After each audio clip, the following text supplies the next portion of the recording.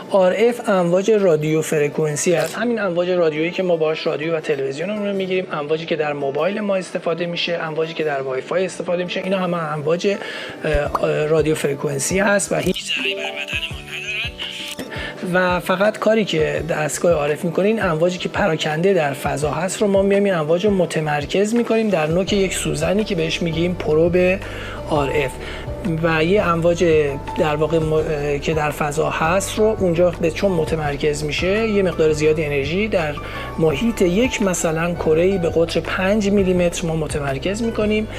بافت، یون هایی که در بافت وجود دارن شروع به لرزش میکنن با فرکانس مثلا 800 یا 900 مگاهرتز. وقتی یون های ریز با فرکانس بسیار بالا لرزش ایجاد کنن یک گرما ایجاد میشه. این گرما در اون منطقه قابل کنترل که میتونه 5 میلیمتر 10 میلیمتر باشه ایجاد یک گرمای موضعی میکنه و اون بافتی رو که در اطراف سوزن هست مثل یک کره‌ای به قطر 3 میلیمتر 5 میلیمتر 10 میلیمتر که ما تنظیمش میکنیم و میسوزونه و کاملا کنترل شده ما میتونیم گرما رو در یک نقطه خاص متمرکز کنیم.